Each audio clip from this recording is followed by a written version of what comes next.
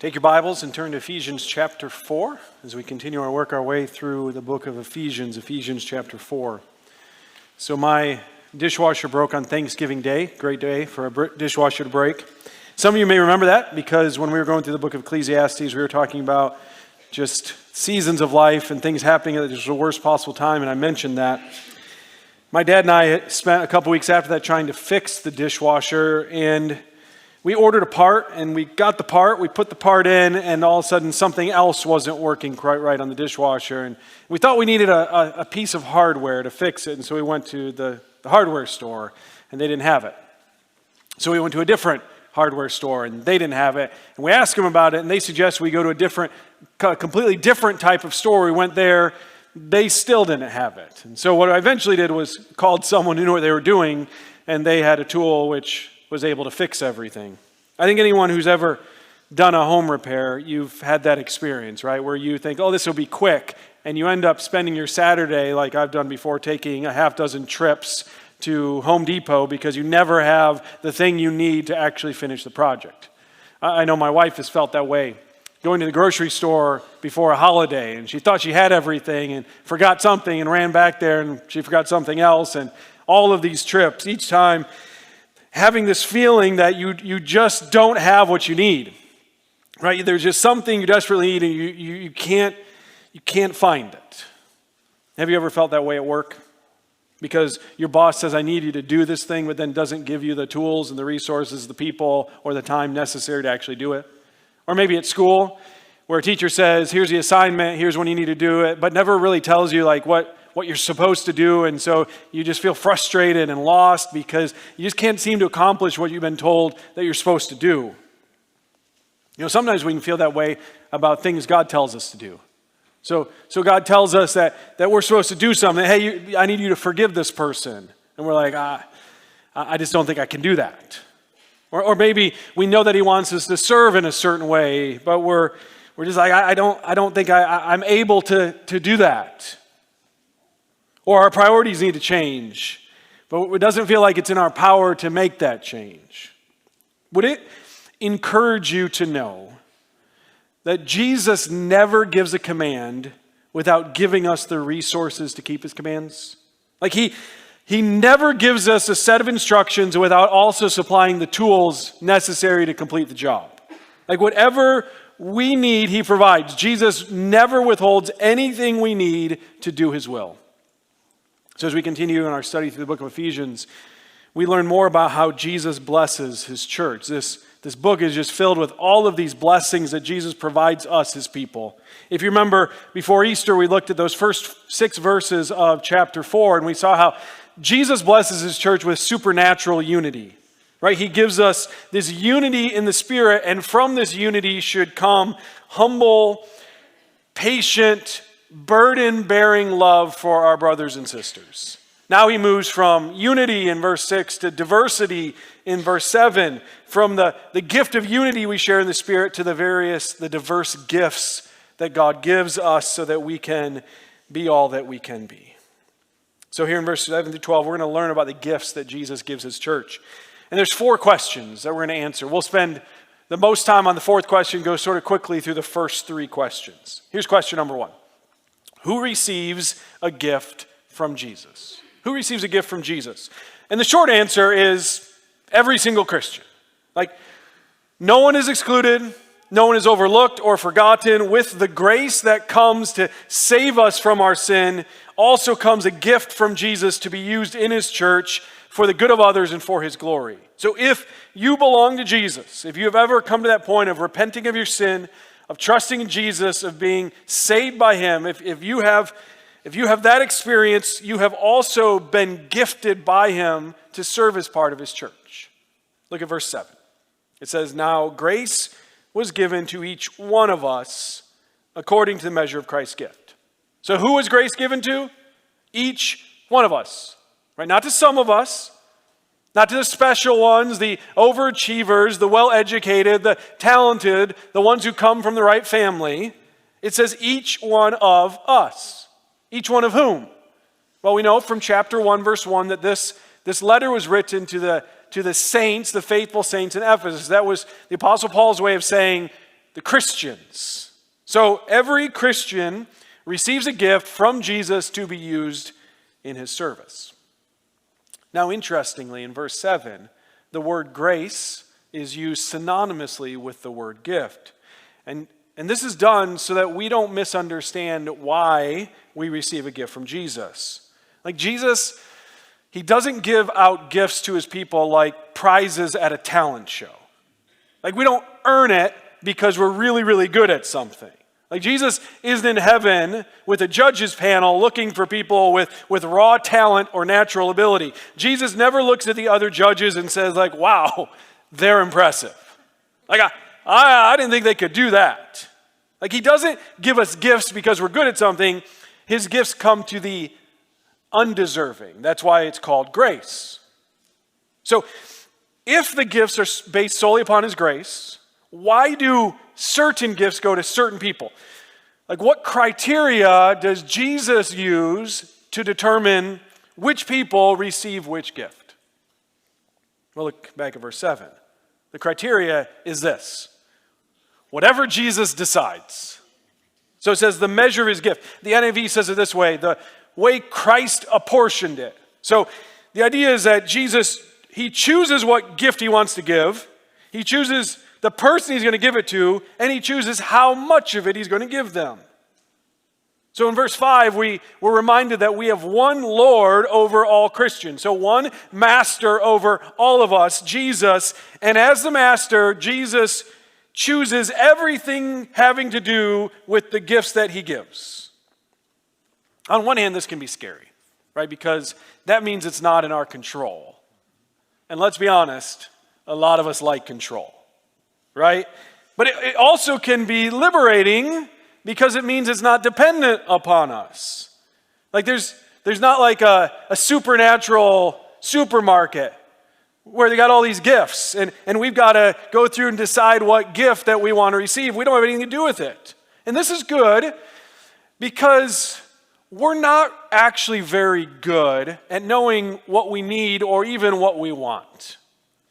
This week we had Colin and Kelsey over for dinner. Colin and Kelsey have been married just over a year. And as we were talking, Kelsey, she told us about a Christmas gift that Colin had gave her. And the Christmas gift was an ice cream maker.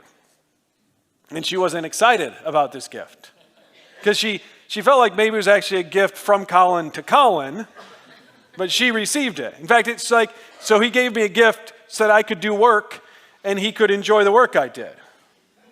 But she was telling us this because she said they've really started to use it together and she's really started to enjoy it. They've made all these different types of ice cream and she was actually talking about how much she enjoyed it. But that wasn't her thought when she opened the present. She opened the present and she said, I don't remember the exact phrase, but something along the line, not pleased, not excited. It wouldn't have been what she chose for herself, but yet it's something that's brought such enjoyment. And Jesus chooses what gift to give each one of us. And here's the thing. He always has a good reason for it. In other words, he doesn't look at the racks like there's some shelving with gifts on it, and he's like, this one's been here for a long time, blows the dust off, and like, I got to get rid of it and open some shelf space up. Like it's never like that. Nothing's frivolous. It's always for a reason. Like, he's going to give you exactly what you need to do to keep the commands that he gives you. It's not always what you think you want, not always what you think you need, but it's always exactly what you need to do what Jesus wants.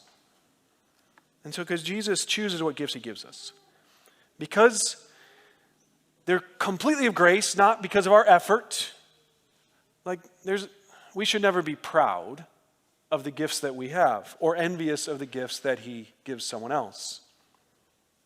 So if you're really good at something, and it's okay to, maybe you can acknowledge that, I can do this well.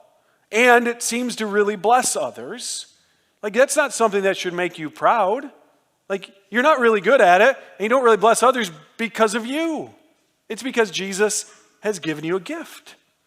If you see someone else who's really good at something and who blesses others, you need to fight the temptation to say, I wish I could do that, to compare yourself with others, to be envious, right? Your Lord gave you the gift he chose to give you, the one he wanted you to have. And so we need to trust him enough to trust that he knows exactly what he's doing. But it's hard, isn't it, to not compare ourselves with others? It's hard to not wish that we were better at something else.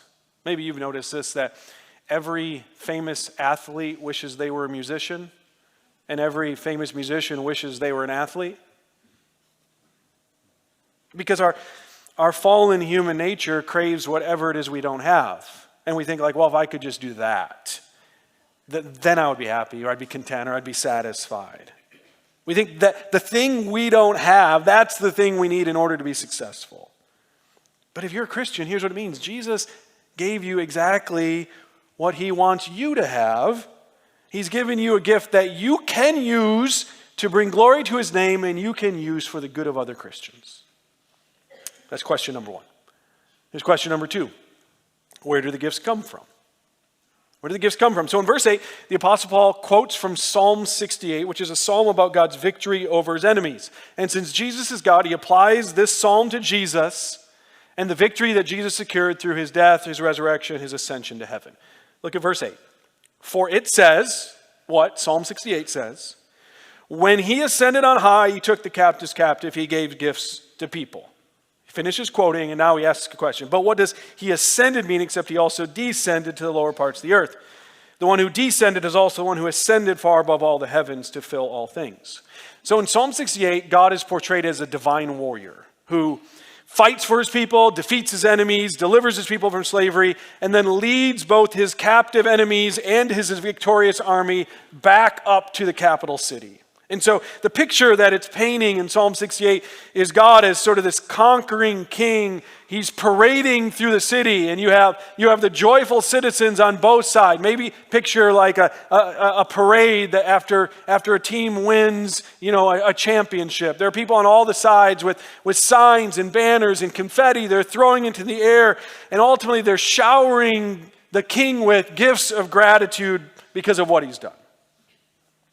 Well, Paul applies this psalm to Jesus, who defeated the principalities and powers, the rulers of this world. He's returned to the heaven. He's returned to the very throne room of the universe. And he not only receives glory and praise from those who've been liberated, but instead of giving him gifts, he says this, Jesus gives us gifts. Like he conquered, he deserves everything, but what he actually does is he gives the gifts. He takes the spoils of his victory and he gives it to his people. Now, this theme of Jesus' victory over the forces of evil is prominent in the letter to the Ephesians. Right? He's showing us this in the midst of a culture that is overwhelmed by darkness, by false religion, by everyone thinking power resides somewhere else. He's showing us that nothing and no one stands against Jesus. No power of hell, no scheme of man can keep Jesus from doing what he's promised to do. And so the gifts that Jesus gives to his people come because Jesus is the one who conquered death. He conquered the grave, and he's now in heaven ruling over the universe. Right? Jesus descended from heaven. He took on flesh, died on the cross in our place, was buried, rose from the dead 3 days later. Having finished his work of redemption, he returns to heaven, not to escape from us, but verse 10 says this, to fill the universe with his rule and reign. Okay, how does Jesus do that? How does Jesus, it says he ascends to heaven to fill all things. How? Well, he does it through his people. Jesus gives his people these gifts, these tools and resources they need, so they take the good news of his reign to every corner of the globe. Jesus fills the earth through his people. We saw this earlier in chapter 1, very similar language. That Jesus, whatever fills him, he fills with his people with, so they'll go and fill the earth. So Jesus equips us. He empowers us so that we'll spread his kingdom. Where do the gifts come from? They come from our resurrected and reigning king. They're the spoils of his victory over sin and death. Here's question 3. What gifts does he give? What gifts does he give? Now, if you've read through the New Testament, you know that there are multiple lists of gifts. And the one here in Ephesians 4 is short, and it's focused on just a few specific things. This list is not exhaustive. He just picks a few gifts, and he picks these ones to make a point. In fact, he says in 1 Corinthians 12, when he lists some other gifts, he says this phrase, he says well, there are various gifts. In other words, I think he's saying there's no one passage or maybe multiple passages that says, here's every single gift. The passages just teach us about the ways, some of the ways that God gifts his people. In other words, you're not supposed to use these lists like a metal detector, which discovers what's the hidden treasure inside of us. The lists instead show us what are the kinds of gifts God gives his people. And more importantly, why these ones here in verse 11. So verse 11 shows us 4 gifts. It says this, and he himself gave some to be apostles, prophets, some evangelists, some pastors, and teachers. Now, he gives every Christian gifts, but he's not saying every Christian gets one of these gifts. Notice he uses the word over and over, repeats the word some. These are some of the many different gifts given to Christians. And what these ones uniquely have in common is they all have to do with proclaiming the word of God. These first 2 gifts listed, the apostles and prophets, he's already mentioned these twice in Ephesians. In the first place he mentioned was in chapter 2, when he was talking about how the church is like a temple that is built for God's Spirit to dwell in. He says it's built on the foundation of the apostles and prophets. And there he's talking about what they delivered, the Word of God, the New Testament that was revealed to them. This becomes a foundation upon which the church is built. Right? We're here this morning opening up the Bible, the revelation from the apostles and prophets, and we're building our life as a church on it. It's foundational. He says something similar in chapter 3 where he says that the mystery of the church, of God's people being brought together in Christ, was revealed to the apostles and prophets. So when he lists these 2 gifts, he's talking about a very unique and temporary gift that was given in sort of the church's infancy so that it could be established. We're built now upon it. It's no longer necessary on these ongoing gifts because they delivered to us the word. The next 2 gifts, evangelists and pastor teachers, these ones haven't been mentioned so far. He brings these up for the first time. And what's interesting about evangelists is it's mentioned here, but really no description of what it is or what happens. The word evangelist, it's basically just the gospel proclaimer. Someone who seems to have a gift to share the gospel. You've probably seen this. We know all of us, we talk about this at Redeemer, right? All of us have been given this mission by Jesus to be salt and light in our world. We're to be ready to give an answer for the hope that lies within us. We're to proclaim the gospel to our friends and our neighbors. But there seem to be some who are just really, really good at this, who engage with non-Christians and be able to answer questions and point them to Jesus in ways that just seem clearer and more effective and more fruitful than others. Right? And I think that's what he's referring to here, that some seem to be uniquely gifted, that when they do this responsibility, just like you do, there seems to be more fruit because God has gifted them this way. The 4th gift is described with 2 words, pastors, teachers. Not 2 separate things, but actually one thing. And maybe the reason he uses 2 words is to remind us that there are teachers who aren't pastors, but every pastor is a teacher. In fact, that's one of the requirements of being a pastor is they have to be gifted with the gift of teaching. And so the pastor-teacher, he builds upon the foundational revelation of the apostles and prophets. He doesn't give new revelation. So if I am ever up here and you hear me attempt to give you new revelation, it should be the last time I ever speak from up here. That hasn't been given to me. That was given to the apostles and prophets. My job is to take the revelation and try to explain it and apply it to those in the church. But here's what's interesting about these 4 gifts. Notice all 4 of them share the same goal. This is why I believe, selects these 4. The goal is to equip the saints, to help the church grow in maturity and strength, to help Christians exercise their own spiritual gifts. Did you notice this, that the way he lists these gifts are actually by listing people? And this is interesting. God gives people gifts, and then those people, when they use their gifts, they become a gift to the church. Right? God's greatest gifts to the church are people, not land or building or money. God gives people as a gift. Just as God gives a child, a mother and father to help them grow in maturity, God gives the church people who help them mature in the faith. Right? God doesn't leave any person, any one of his people alone, just floundering on their own. That's not God's plan for his people. So maybe that's how you feel, though. Have you ever felt like you're all alone? Like no one understands, no one can help you? If you're in that situation, I want to lovingly suggest to you that you're not receiving the gifts God has for you. Right? He says right here that like he gives his people these gifts. He surrounds us with people who are gifts, people who are equipped by him to serve so that we can grow and progress in our faith. We don't have to be alone.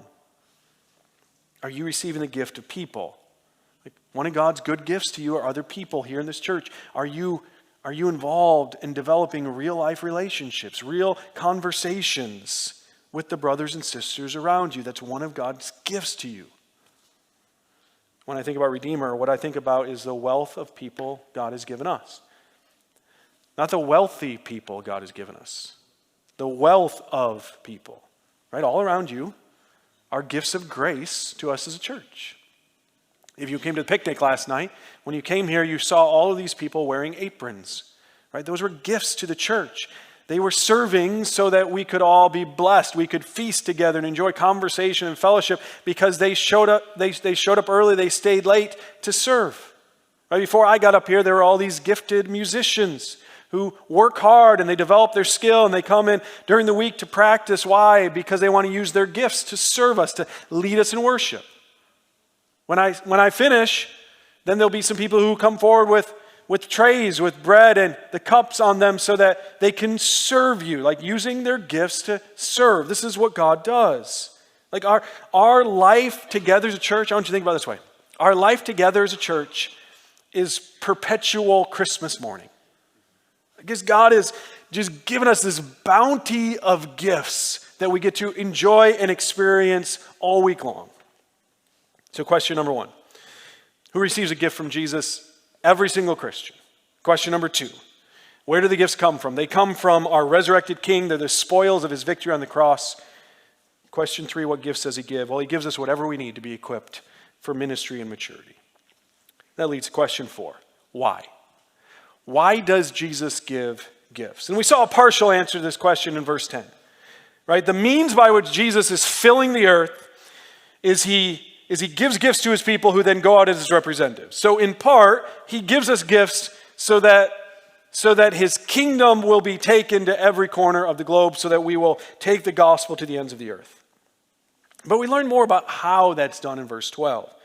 Jesus gives gifts so that saints are equipped to do the ministry and so that we help each other grow in maturity. Look at verse 12. He says here's the purpose, to equip the saints for the work of ministry, to build up the body of Christ. Now, he explains what it means to build up the body of Christ very thoroughly in verses 13 through 16. And Pastor Adam next week is going to walk us through those verses. And he's going to show us how God has equipped us, how he's given us gifts to grow in maturity.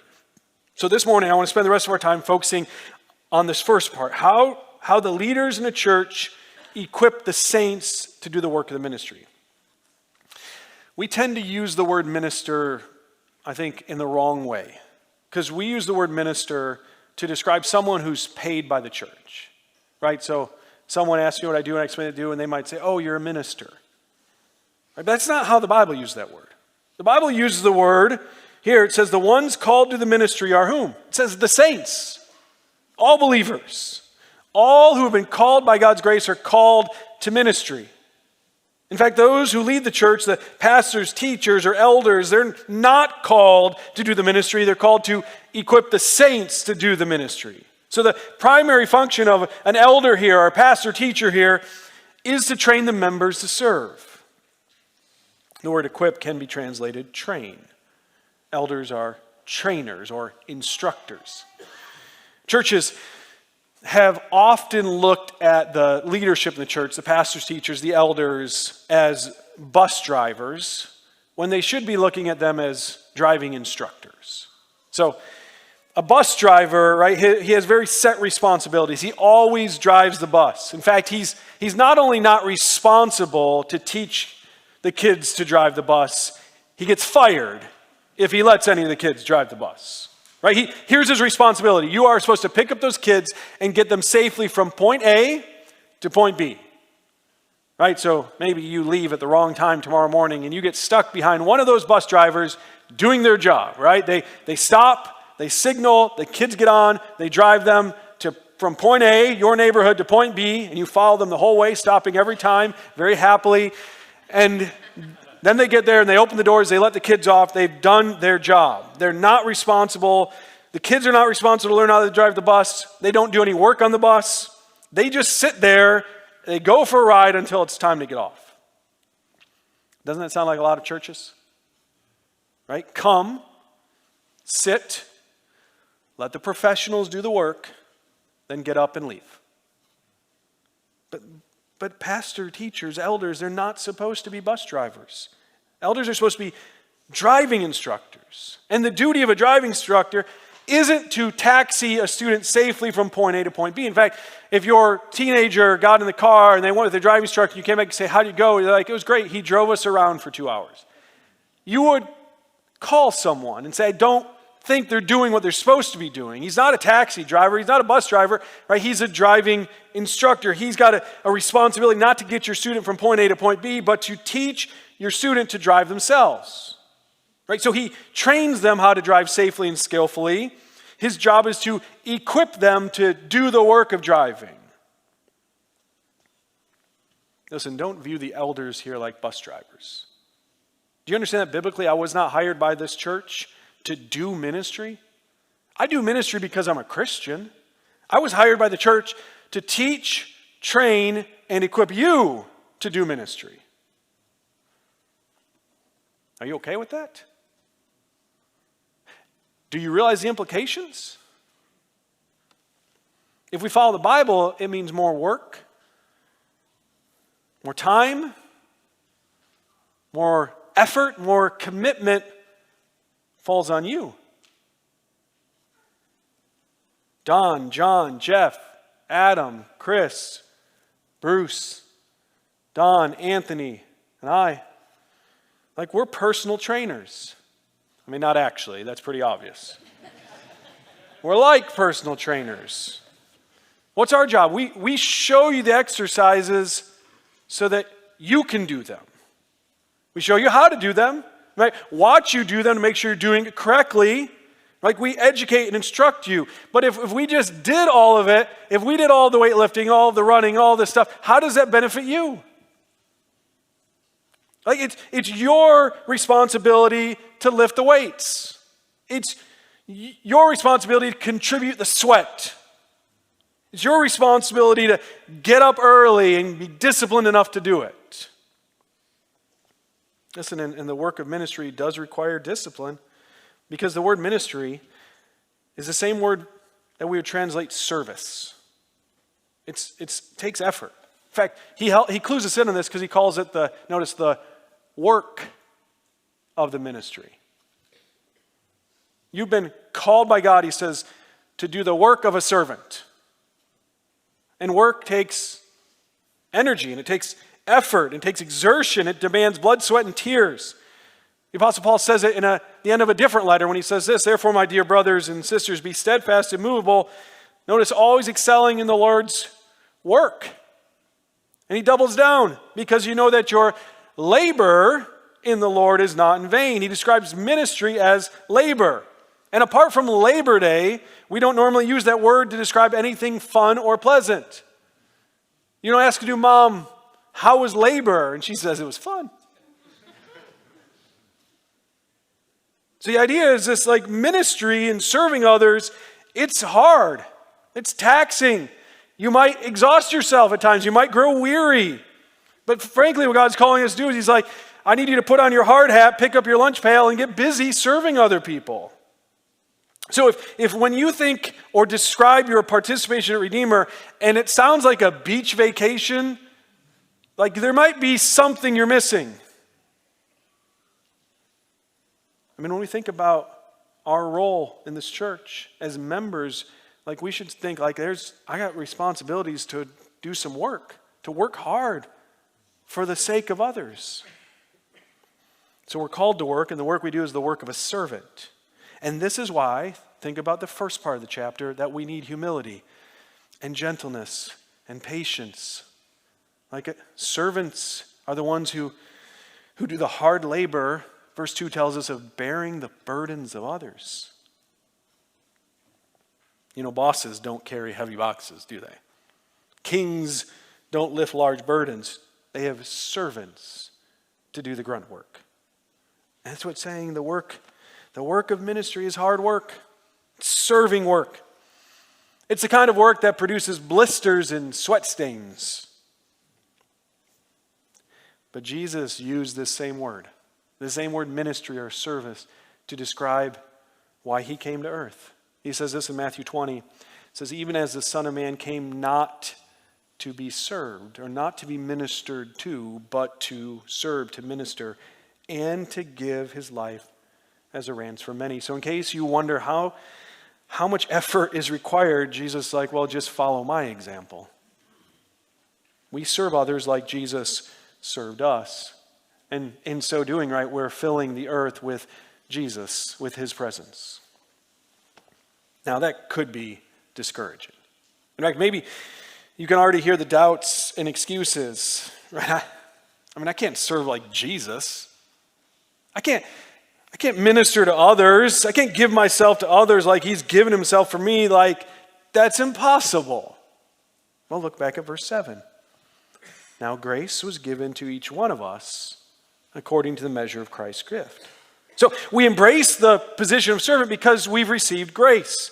So Jesus is saying, like, you're supposed to serve like me, but that's okay because I give you the strength. I give you the gifts. I give you everything you need so that you can serve others. Right? It's his Spirit at work in us that produces effective service to others. Listen, brothers and sisters, this is one way the church stands out as a light in our world. This is one way it marks us as different from the community around us, is that we are not consumers here. Right? We're to be the ones providing, not the ones merely consuming. I mean, that's what we're looked at. You want to know how you're looked at by every business? You're looked at as a consumer. We will provide a gift and they will consume it. And there's this relentless appetite for more consuming. And we can come to church and be like, okay, I come to consume. So that's not what God's called you to do. God didn't give you a gift so that you would just consume. He gave you a gift so that you would provide a service to other Christians. So I want you to evaluate honestly your role at Redeemer. Would you say your role is primarily one who consumes or one who provides? Are you one who's always being ministered to? And we need that. Of course we need to be ministered to, but is it always that? Or how are you ministering to others? It's possible that this passage could force you to completely overhaul your perspective on church involvement. This passage raises the bar. Here's what God is saying. He's saying attendance isn't enough. In fact, nowhere in the Bible does it say, like, here's what your job is, Christian, just attend church. Like, he's like, no. I came from heaven, I defeated death, I went in the grave, I rose from the dead, I ascended back to heaven, and then I gave you all of these gifts, not so you could sit there. I gave you these gifts so that you could minister to others. So are you ministering? Are you using the gifts God has given you to bless others? It's our belief at Redeemer that God has called every member to serve. This is one of the reasons we have community groups. Maybe you've never attended one. Maybe you've been at a church that has these. Maybe you've been at Redeemer and you don't know why they exist. Like, this is our first and primary means of ministering to each other. This is a setting for you to do the hard work of ministering. You show up to community group as a consumer. Like, I'm going to consume the food the host provided. I'm going to consume the study led by the person. And I'm going to maybe consume other people's friendship and questions. Then I'm going to go home. Is that your mindset? If it is, what happens on the night when you don't feel like going? Well, you're not going to go because consumers have that decision. Just like there are days you probably don't feel like going to work, there may be days you're like, I don't really feel like going to the group. But maybe it's the knowledge that God has called you to the hard work of ministry that can help you go with a mindset to minister to others, even on those nights when it's tough. Now, I want to commend you for the way that you are ministering to others. So every Sunday after the services, I I stand out on those tables where guests come in. I meet guests, and I hear this almost every Sunday, sometimes multiple times.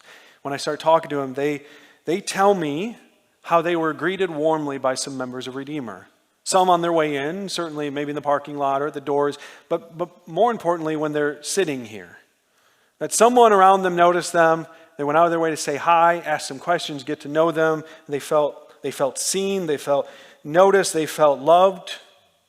Like that's the work of ministry that we must not leave to pastors. You know who they expect to greet them, right? And so if a pastor greets them and is nice to them, what do you think happens in a guest's mind? They think, well, that's their job. And it's not that surprising when people do their job. What's surprising is when someone will embrace a little awkwardness, a little discomfort, to go up to someone and say like, hey, like, welcome. Are you new? I don't know. Here's my name. Ask some questions, get to know them. And like when this happens, like the impact of you doing that exceeds the impact of me doing that tenfold, 100-fold. Years ago, I read an article about something the author called the ministry of the pew. We could call it here the ministry of the chair. Doesn't have the same ring, right? But in this article, the author talked about how he and his wife, they'd really embraced this passage, this truth that ministry is the member's responsibility. So when they would enter the auditorium on a Sunday morning, they would stop and they would pray just very quickly and say, Lord, where do you want us to sit? Now, they don't say this in the article. I'm assuming it's true. You have to actually be on time for this to really work. So that'd be step one. Do the hard work of getting here on time. But they said, like, God, will you direct us to a seat where we can minister to someone this morning? And so that's what they did. They chose a seat with the mindset of ministry that God has placed them in that spot, and so they're going to look for someone to serve around them.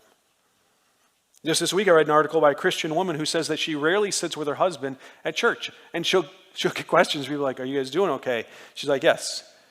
But she said this, she and her husband decided that they realized, like, we get to sit by each other all week long.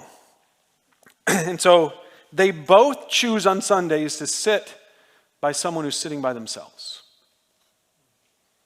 In fact, they have 3 rules that guide them on Sunday mornings as a couple. Here they are. Rule number 1. An alone person in our gathering is an emergency. Right? That's coming with a mindset of ministry. Because I'm going to look out. Who can I help? Who can I be a blessing to? Who can I go sit with? Here's rule number 2. Friends can wait. Here's what it's saying. It's like if you have a friend, you're going to talk to a friend. Right? You'll text them that week. You'll get together with them. You'll have them over. Like you both have little kids. You'll meet for a play date. Like whatever it is, you talk to your friends. So they can wait. They don't have to be on Sunday morning. We can say like, hey, I'll catch up with you, I'm sure, Sunday afternoon or Sunday evening, or I'll text you and we'll get together. That's what friends do.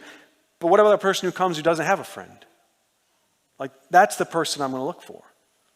Rule number 3, introduce a newcomer to someone else.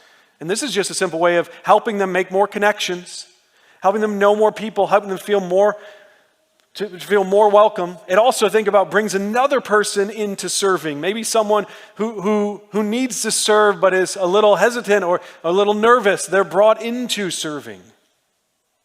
Like there's nothing amazing about these rules. They're just the mindset of someone who says, I'm here to do the work of the ministry. It's something you do if you embrace the truth that Jesus has given you a job of ministering to and serving others. So just think about what's happening this morning.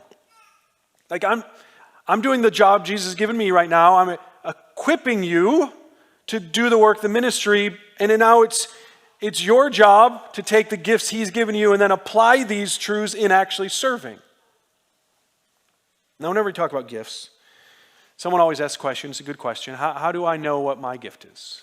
How do I determine what gifts Jesus has given me? And so maybe you've been in a church in the past who's done something called like a spiritual gift survey or spiritual gift inventory.